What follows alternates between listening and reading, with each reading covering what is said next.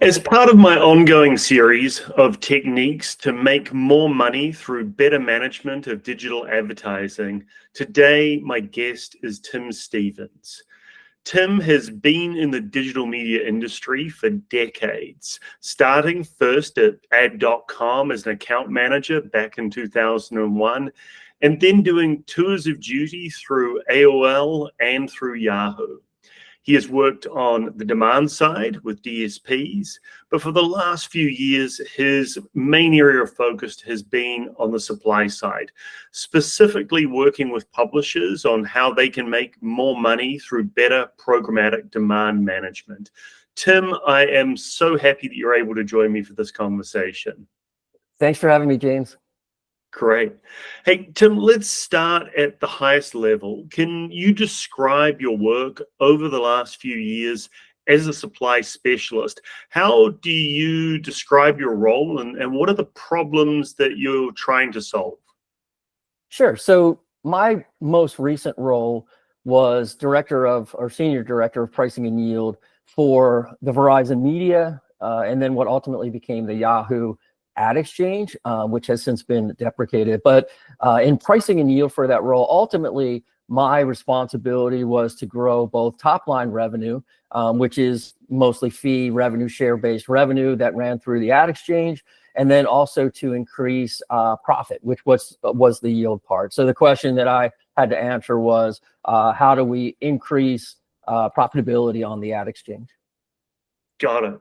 And obviously that's a pretty broad area. Can you make it more tangible with some sort of specific problems that you might see or areas that might need to be fixed on a day-to-day basis?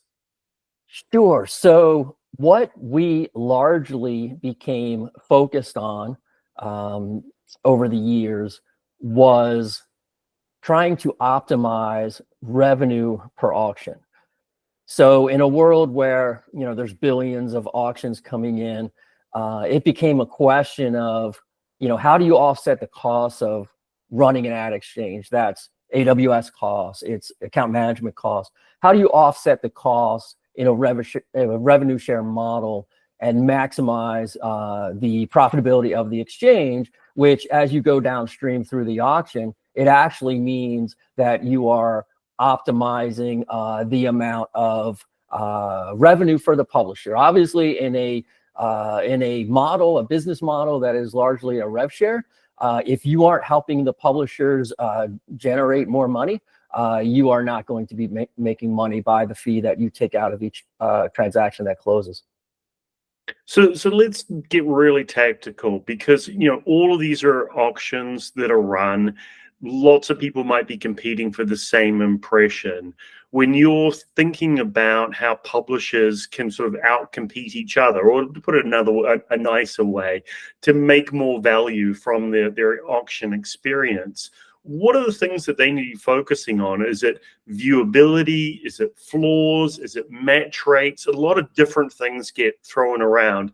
In your experience, when you're working with a new publisher for the first time, where would you start when you're trying to understand what the areas for opportunity are? So I think a huge factor that has come to light, and there's a lot of buzzwords or a lot of acronyms that kind of talk about this, but everybody's dancing around the same thing. So in the programmatic world, what has happened over the years is that behavior that is not necessarily the best behavior or that is not necessarily profitable for the different entities along the chain, they've become kind of more and more incentivized. So when you think about things like auto refresh, stacked ads, ads below the fold, sending the same request for a single impression multiple times to the same exchange, which is something that has happened even as CTV has grown or started to grow as the pandemic hit. We saw it even in something like CTV that's kind of a more refined model.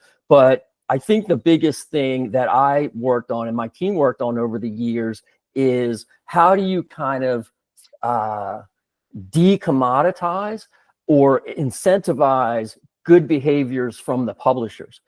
So again, when I talk about revenue per ad auction, if you can get to that point where it's one impression, one request for one impression, and you're doing things that are good for the ecosystem in terms of, again, getting away from those auto refreshes and stacked ads and, you know, formats like smaller formats and things like that. As you move away from things that were incentivized throughout the years that would potentially make you more money, I will use sending an impression request multiple times.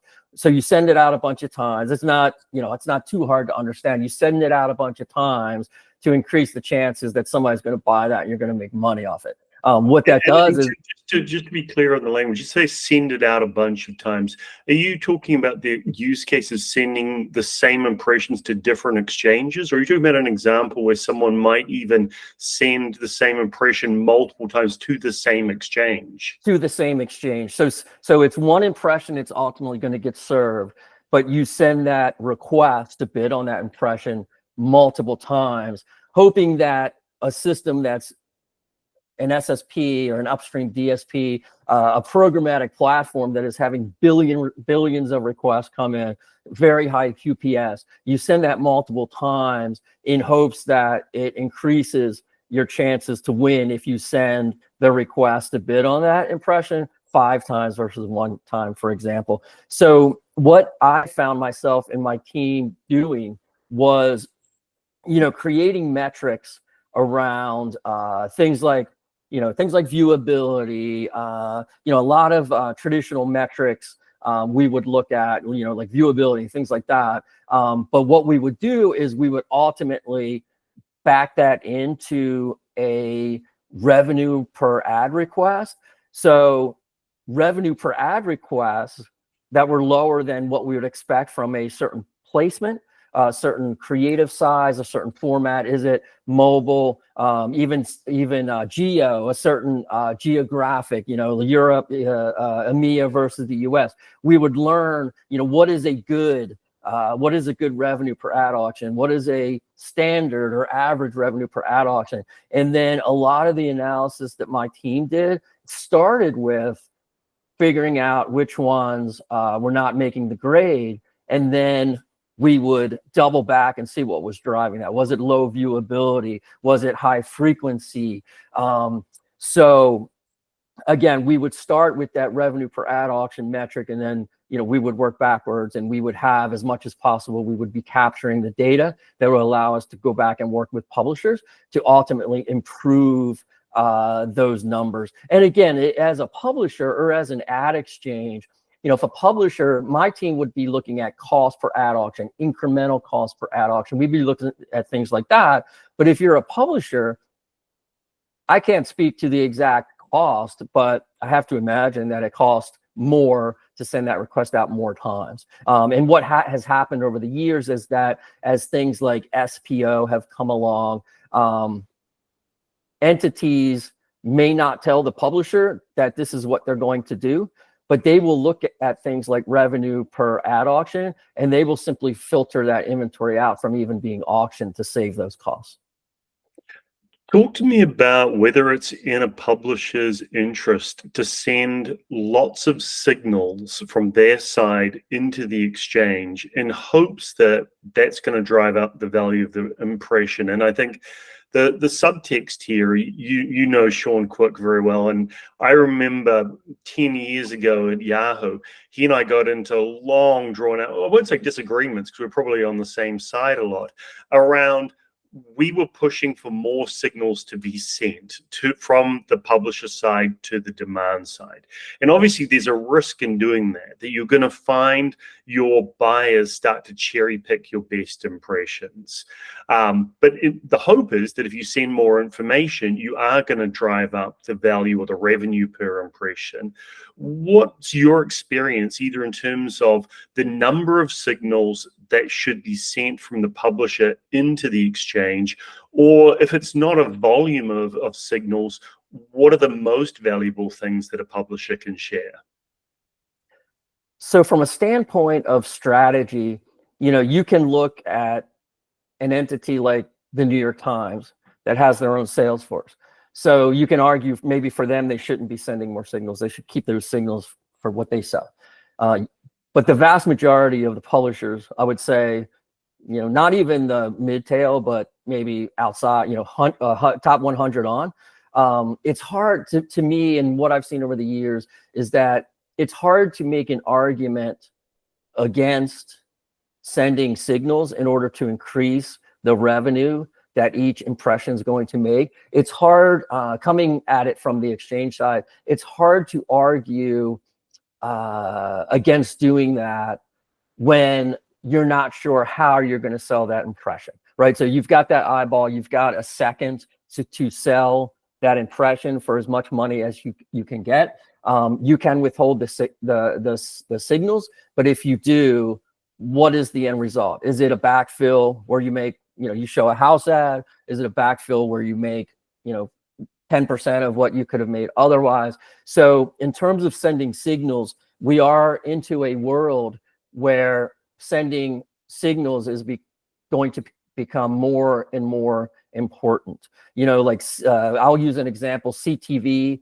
and like content object was an example where an entity telling the programmatic auction what the person's watching. It doesn't necessarily have to be show. What type of content is it? Entertainment, things like sports, entertainment, things like that.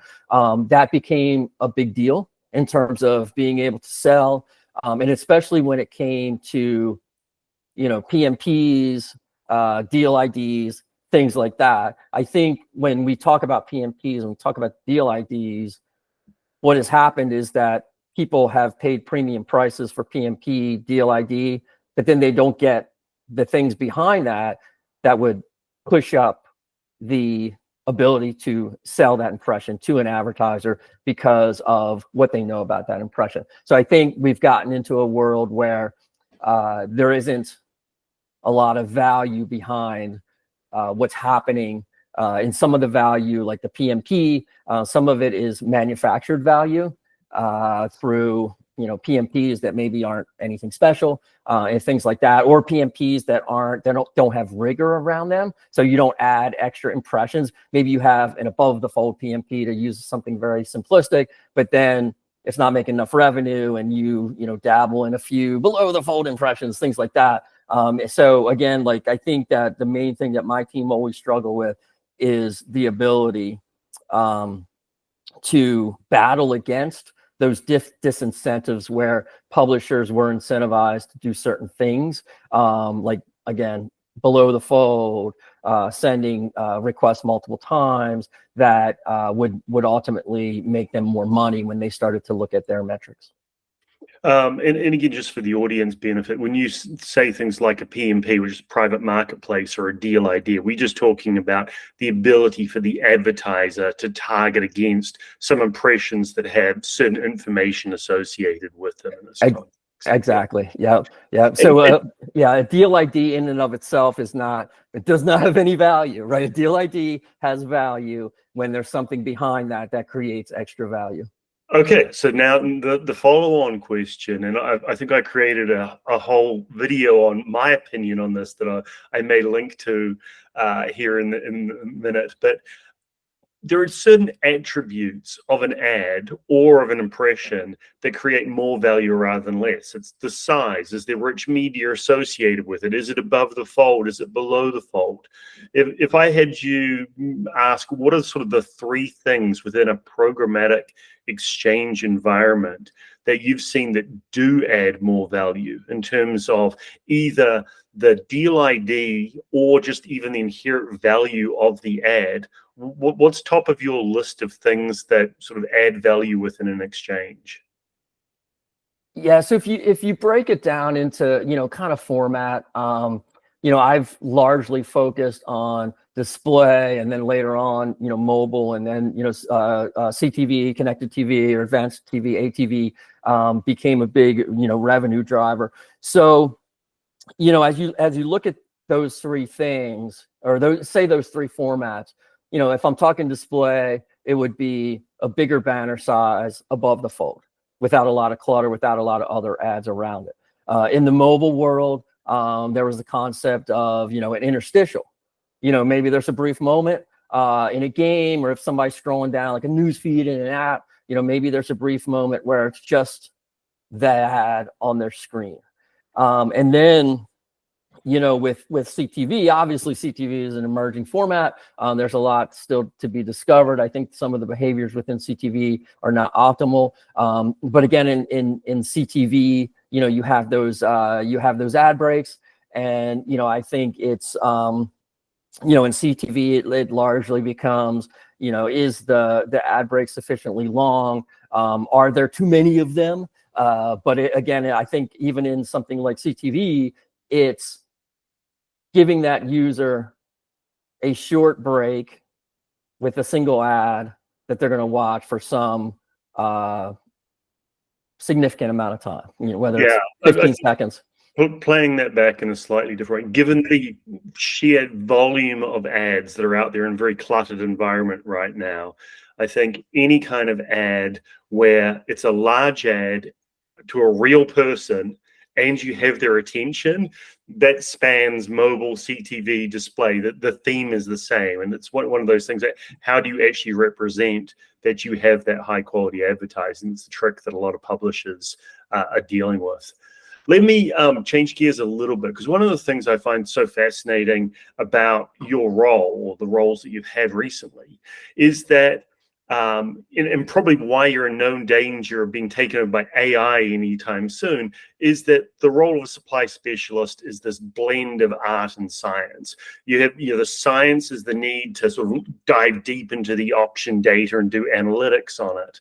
And then you have maybe the art, or I'd call it the experience, or the pattern recognition, which is the ability to sort of root cause why there might be underperformance. And we've talked through a lot of examples already, but is there something where you have an example where you've had to sort of either you or your team go in and blend that sort of pattern matching experience to solve a problem? Yeah, I think when you talk about clutter, and also you talk about the programmatic ecosystem, and a lot of these things that I'm going to talk about, there's a lot of the newest kind of buzzword is curation. If you go to LinkedIn and you follow some of the big ad tech god, the biggest ad tech god. So if you follow a lot of the experts that are doing us all a service by writing what they think. We can never de-emphasize the contributions of those individuals, but you see a new word out there called curation, right? So essentially that's, people are calling that an ad network, because it essentially, instead of, you still use a deal ID, but you go all the way down the chain to the publisher, and you make, what it means to me is that instead of telling the publisher, and through most of my career, the messaging to the publisher is send everything you have and we'll figure it out and make money off it. To me, curation is, don't send everything you have. Don't even, create more. Let's truly curate. And like you said before, the person can see it. It's on a site that is not, we have the term MFA, made for advertising, a site that exists solely to drive traffic from, search engines. So somebody, sees a minimal amount of content, but sees a bunch of ads on top of each other. That's not what curation is all about. It's really getting down to that level where you give the advertiser what you described before, a large ad that somebody's focused on without a lot of clutter around it. And that's what we've really started to move to.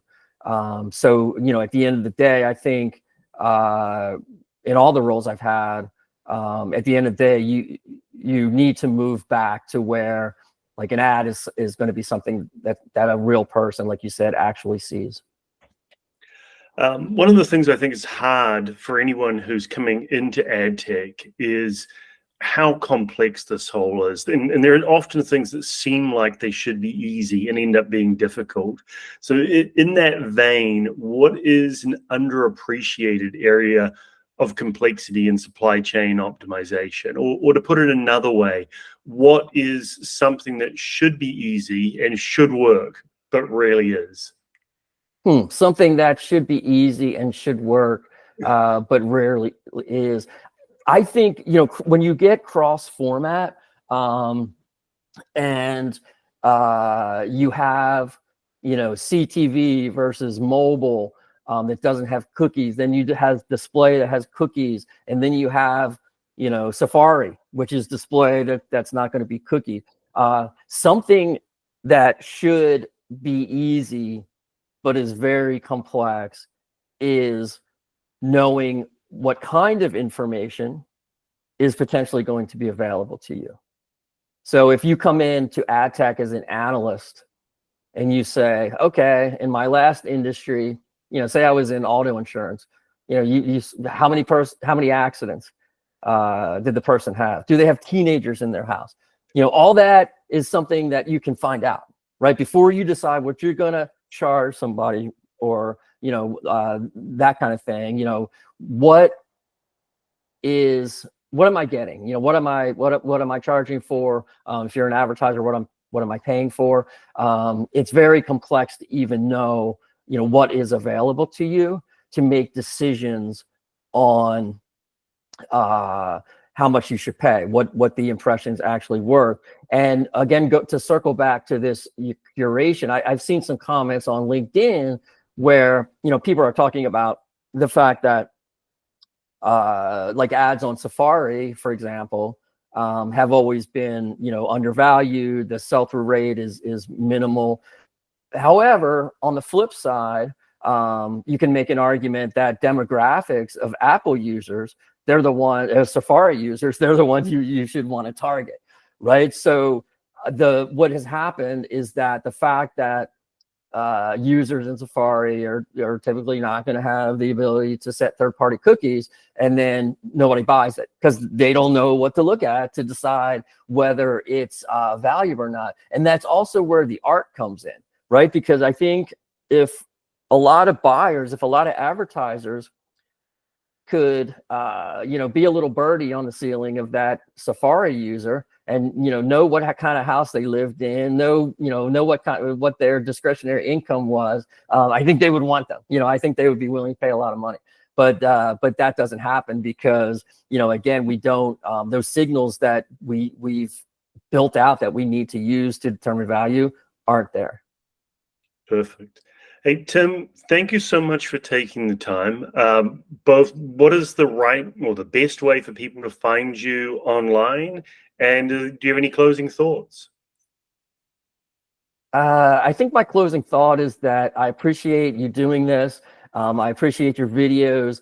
This industry is always changing. You know, I came from, I was with the CPA network to programmatic, to pricing and yield. So it's always been exciting. It's always been a challenge. And I appreciate you doing these. It was fun doing it. As far as getting in touch with me, anybody, please feel free to reach out to, you know, talk through this stuff, wrestle over this stuff if you don't agree with me. Tim Stevens, LinkedIn, Stevens with a PH. You'll see Yahoo at the top of my previous experience. But again, James, I really thank you for bringing me on. Not a problem. It's been so much fun, and I'm really enjoying doing these videos. And so if anybody wants to subscribe, please do, because I'm refocusing on how to make more money online. And I think that's going to be fun. Thanks again, Tim. Thank you, James. Thanks.